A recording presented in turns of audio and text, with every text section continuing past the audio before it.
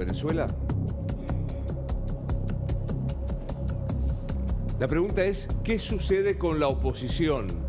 ¿Qué sucede con los candidatos interdictos, pero con el embajador que será candidato? ¿Qué pasa con los aliados de Maduro? Allí vemos, alguna vez lo fue Alberto Fernández, tachado por el presidente Maduro por haber osado decir algo que al régimen le molestaba. Lula, como lo decía Paulino recién, se desmarcó desde la Cancillería con lo que podía ser una alianza a miradas de la izquierda. Puso en duda la transparencia de los comicios. Y lo propio el presidente Boric de Chile. Mucho para contar. Hoy tenemos invitados, especialmente quiero agradecerle a Jorge Pizarro, nuestro compañero, colega de Radio Rivadavia, que ha tenido un momento horrible. Así que gracias por estar, de verdad. No, gracias a ustedes. No voy a poder con mi genio, así que antes de meterme con, ¿Qué vas a hacer? con Venezuela, un poquito de lío. Me parece que lo de los fiscales tiene que ver por alguna sospecha de empastamiento político entre su actuación y los dictámenes que se han conocido con su firma.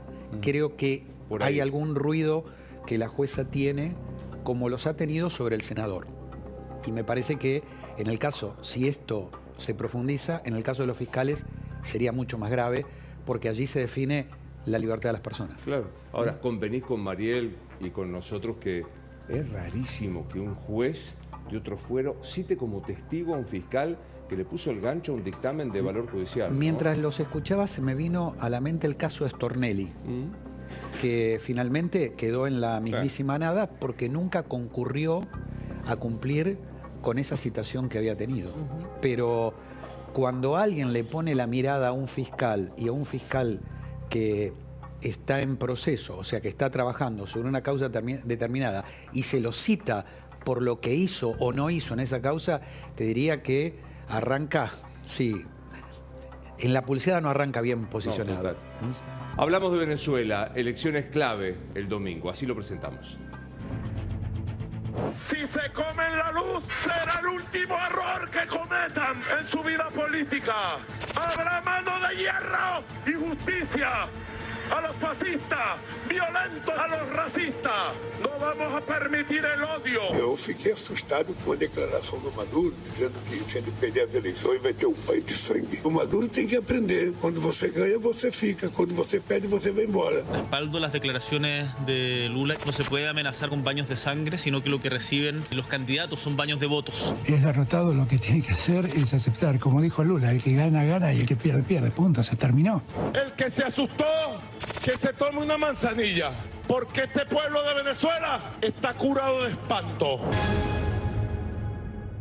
Bueno, así se plantea esta elección que llegamos. Aparte de Jorge, quiero saludarlo a Miguel Velarde, que es economista y consultor. Gracias por estar con nosotros. Gracias a ustedes, un placer estar hoy acá. ¿Cuánto hace que no volvés a Venezuela? Casi 6 años ya. Casi. Y decime, después hablamos de la economía, de la política, decime qué te pasa acá. Bueno, yo además no soy venezolano, pero viví 12 años en Venezuela, hasta que me vine acá a Argentina hace casi 6 años. Y por supuesto, sobre todo en estas últimas horas y estos últimos días donde uno ve tantas imágenes de calles que conoce, de gente que extraña, pero sobre todo de esa emoción y esa esperanza del venezolano que al final, a pesar de tanta pena y tanto obstáculo, no la han perdido. Uno añora poder estar ahí y darle un abrazo a la gente que quiere y que conoce. Bueno, te escuchamos en tu relato. Pasaron unas pocas horas. ¿Qué sentís ahora por lo que te ocurrió allá? Te diría que le agradezco a Dios, sinceramente, porque me hizo conservar un equilibrio que desconocía que tenía, una calma que desconocía que poseía y lucidez para poder soportar la presión que ejercieron, que jamás imaginé que se podía dar o que podía ocurrirle a una persona, aunque uno mira películas, escucha relatos, tristemente observa lo que pasa en el mundo.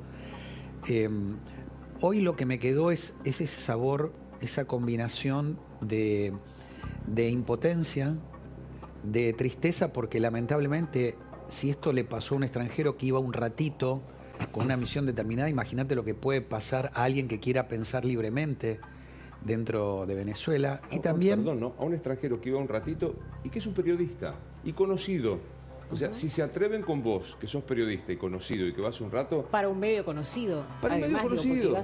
Imagínate Imagínate al que reside ahí, ¿no? Tal vez el licenciado pueda validar esto que voy a decir, pero lo que me quedó es que Venezuela es, por la impresión que he tenido, no quiero dar un juicio de valor 180, pero la experiencia que viví, no hay reglas. O sea, es lo que al que está enfrente tuyo y tiene un uniforme se le canta o se le ocurre que suceda. Y te voy a contar esto que para mí fue una de las historias más angustiantes que he tenido, que he escuchado. Una familia, el señor ingeniero petrolero. Vos sabés que una de mis metas era ir a Maracaibo. Maracaibo era como la princesa de la riqueza petrolera de Venezuela. Entre ese Maracaibo esplendoroso y lo que hoy es Maracaibo, es una sensación de angustia y desazón inaceptable. ¿Por qué razón? Porque en la necedad del poder destruyeron la fuente de la riqueza que les hacía sostener el plan demagogo populista que implementó Chávez y que Maduro, hasta en el medio de su torpeza intelectual, tiene dificultades para sostener. Claro. Chávez implementó algo que alguien podría definir, no sé si vos que te proclamaste como gorila, pero algún estudioso del peronismo, un plan perfectamente peronista que era el 1x10. Hay otro más gorila que yo. Hay otro más gorila. Hay. Pero esto que decís es tan cierto. Mi pregunta, yo cuando te veía, y también uno tiene la fantasía de las películas, ¿temiste que te metieran adentro y no pudieras salir? Bueno, ahora te voy a contar. Déjame que te redondeo esto del plan 1x10, que es perversamente inteligente.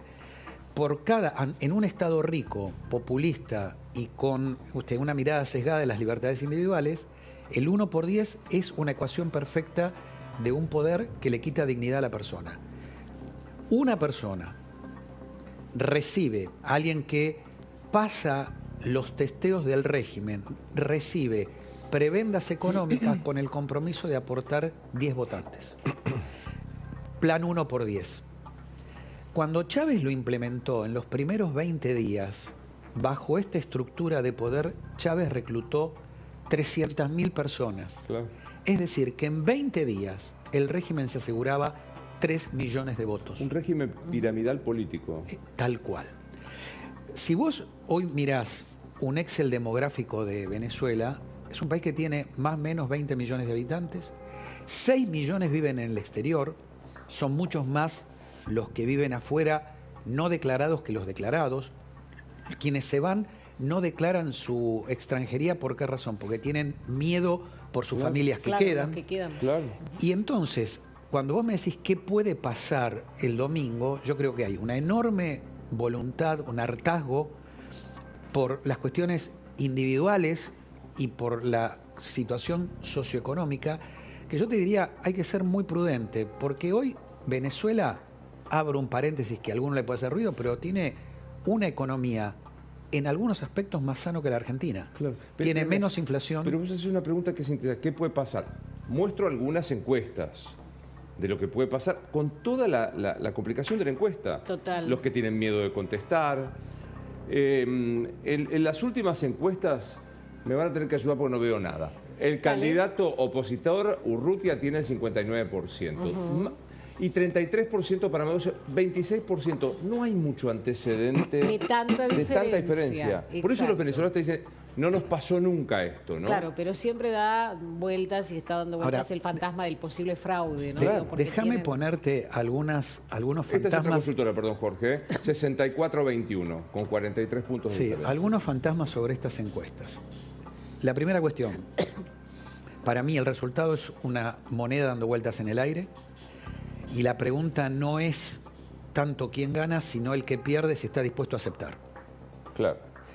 Y creo que lo que hay que analizar al margen de las encuestas, las cuales respeto, pero es esto, es la estructura piramidal de poder basado en el reparto de prebendas que tiene Maduro, que le asegura un estándar de votos a priori de 4 millones, 20 en total, 6 afuera, quedan 14. de los 14 no todos votan. Pero de los 6, perdón, 69.000 solamente están habilitados para votar. Claro, con lo cual la incidencia del voto del exterior es muy mínima. Mínima. Y quiero decirte esto internamente, el voto no es obligatorio. Y quien tiene más fidelidad de voto es Maduro por lo que reparte. Entonces, y por lo que ha embrutecido en la dependencia. Porque, la degradación. Es un sistema... Perdón que te interrumpo, Jorge. Digo, hace esta hipótesis. Sí. Gana la oposición. Sí. Maduro no reconoce. Sí. Vuelve al domingo pasado cuando dijo baño de sangre, lucha fratricida. ¿Qué remedio constitucional hay? Más que remedio constitucional, hay un remedio en el sistema interamericano, que es el que todo el mundo tiene olvidado, que es la Carta Democrática de la OEA. El artículo 18 establece que automáticamente cualquier país que se vaya del sistema democrático, automáticamente hay una intervención. Ahora, Maduro, en el año 2018, sí, cuando yo estuve